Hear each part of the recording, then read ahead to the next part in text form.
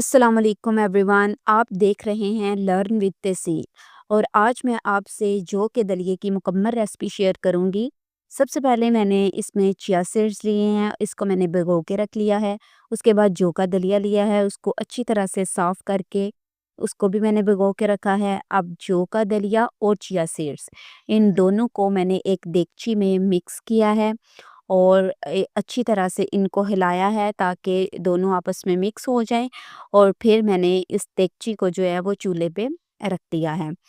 अब इसको अच्छी तरह से स्टिरर करना है और यहाँ तक आपने इसको गरम करना है जब तक ये थोड़ा सॉफ्ट ना हो जाए।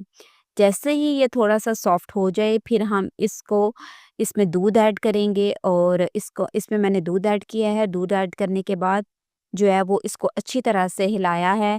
हिलाने के बाद जो है वो प्रॉपर मैंने इसको यहाँ तक पकाना है जब तक जो है वो इसको बॉयल ना आ जाए। जैसे ही इसको बॉयल आता है इसको मज़ीद स्टिर करें और यहाँ तक करना है जब तक ये थिक ना हो जाए। आप देख सकते हैं अब इस ये थोड़ा-सा थिक हो गया है और थिक होने के बाद जो है वो प्रॉपर इसको मैं अब ठंडा करूँगी।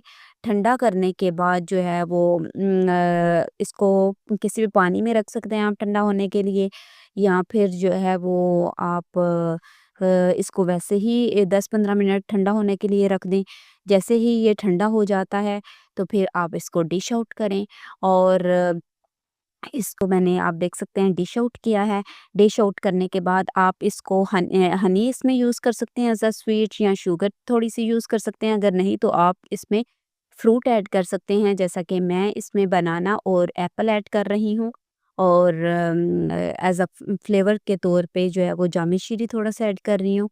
तो आप कुछ भी एज़ अ स्वीट यूज़ कर सकते हैं और थैंक यू। अल्लाह हाफ़िज़।